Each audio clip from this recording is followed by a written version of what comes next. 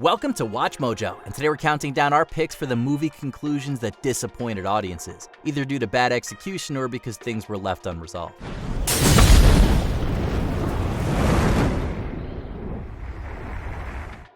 Number 10. It's just a prank, bro. The Game. Who's behind this? Who did this to me? Why? What do you mean, why? Who is responsible for this?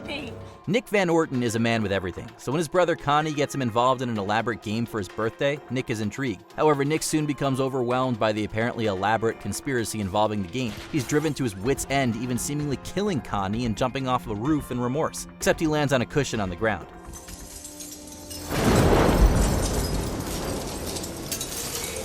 Connie's alive, the gun was fake, and everybody cheers and claps for Nick. It was all just a game after all. Never mind the extreme psychological trauma and gaslighting his family put Nick through, or the numerous plot holes this creates. For every person who loves the ending, there's another viewer who despises it.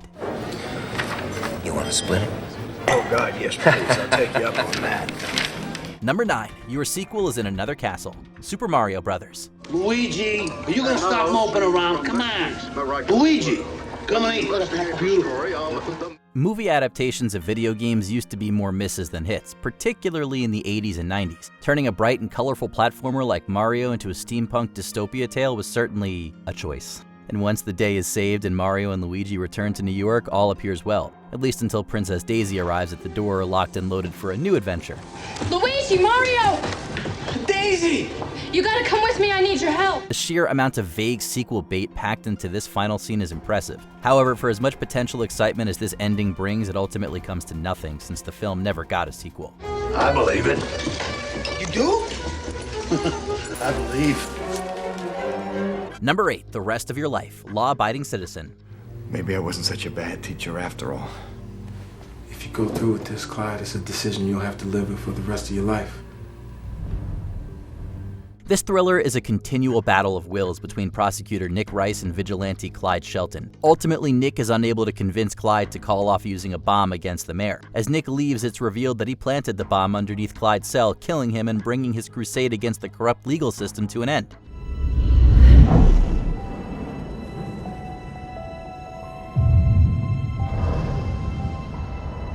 It's a discouraging ending since, despite being a criminal, Clyde isn't wrong about the system he's fighting against, and he proves relatable. Meanwhile, Nick is a much less sympathetic lawyer who goes against his own principles and gets to have a happy ending watching his daughters play. Nick didn't earn the victory. It instead feels like the studio chickened out on a more shocking ending.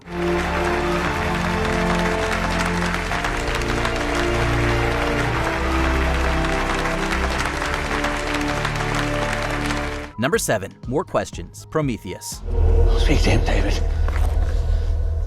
Tell him we came, just like he asked. Ask him where they're from. What are you doing? Prequels are great for fleshing out a story and providing more context for the source material, usually. Prometheus took a different approach by instead raising more questions than it answered. The final survivor, Elizabeth Shaw, manages to use her bizarre alien offspring to fight off the engineer who wants to kill all humans for some reason. Hoping to get answers on why his race is hostile to humanity, she heads off to the engineer's homeworld, leaving us more confused than when the movie started. Does it matter why they changed their minds? Yes. Yes, it does. I don't understand. Oh, but look, a xenomorph. Isn't that neat? That sure makes up for 2 hours of unanswered questions and baffling character decisions.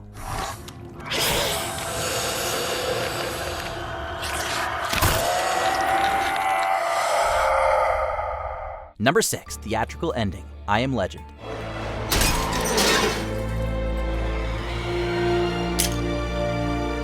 This post-apocalyptic film is an engrossing and excellent film, until the ending. The conclusion, first released in theaters, sees protagonist Robert Neville sacrifice himself to save fellow survivors Anna and her son Ethan. With the cure Robert gave them, the two head to a camp of other survivors outside the city.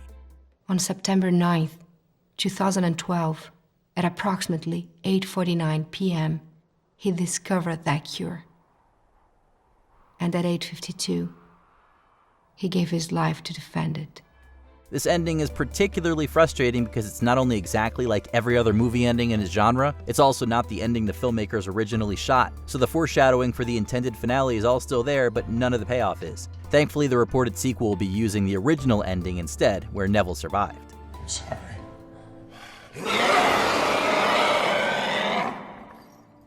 Number 5. A New Skywalker. Star Wars Episode 9, The Rise of Skywalker.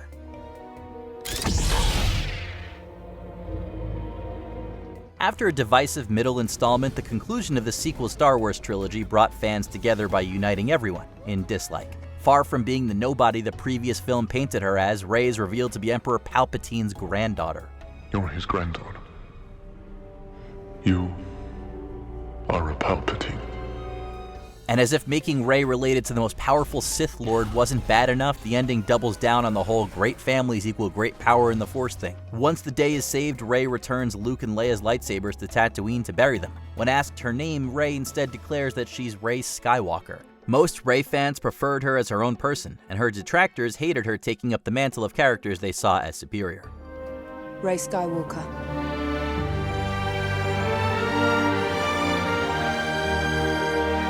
Number 4. It's over. Or is it? The Happening. Just going to talk in a very positive manner, giving off good vibes. We're just here to use the bathroom, and then we're just gonna leave. I hope that's okay. M. Night Shyamalan films tend to end with either a mind-blowing twist or an absurdly disappointing one. This finale falls into the latter camp. Amid some truly cringeworthy dialogue and acting, the film's big twist is that it's the plants causing everyone to seek their own deaths. And just when the protagonists are ready to give in to the inevitable, whatever toxin the plants are releasing just stops.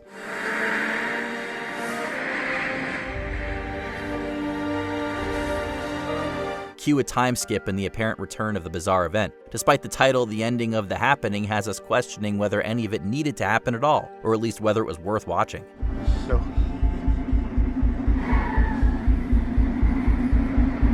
Number 3. Rhino Interruptus, The Amazing Spider-Man 2.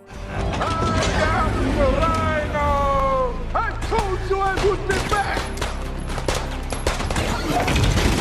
While this sequel is something of a mixed bag, it doesn't really stick the superhero landing with its final scene. Peter returns to being Spider-Man after an extended absence, once again donning his spandex to battle Paul Giamatti's Rhino, who's wreaking havoc. Giamatti's having fun chewing the scenery, but as a conclusion to the movie, the scene feels like a letdown. There's no place like home.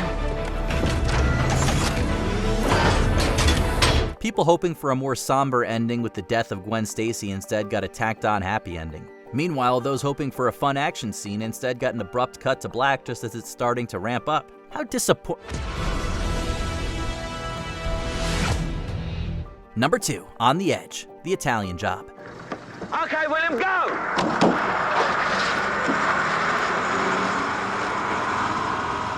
A crime caper classic of the highest order, The Italian Job is a fun movie. It follows Charlie Croker and his crew of ne'er-do-wells making off with $4 million in gold from Turin, Italy. All goes well, though not without a few hijinks. However, the gang celebrates their success a little too rowdily while their bus is navigating the narrow roads in the Alps.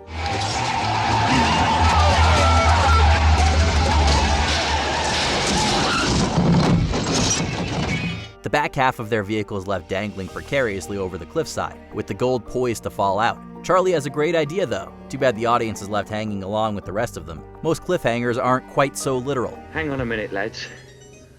I've got a great idea.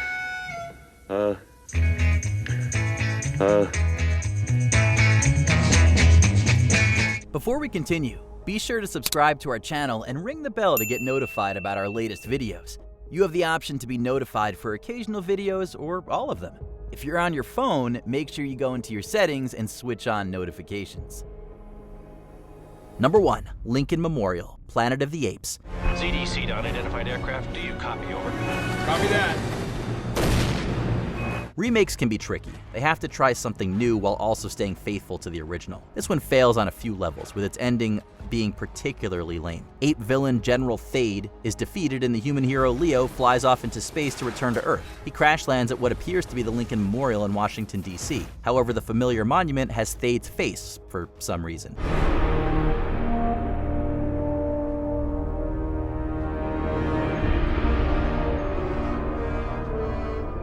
It's a bizarre retooling of the It Was Earth All Along twist from the original, but with a different US monument. Even those who never saw the first one rolled their eyes at Abraham Lincoln.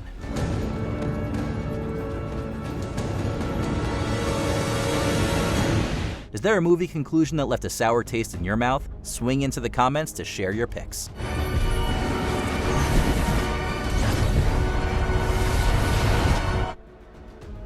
Did you enjoy this video? Check out these other clips from WatchMojo, and be sure to subscribe and ring the bell to be notified about our latest videos.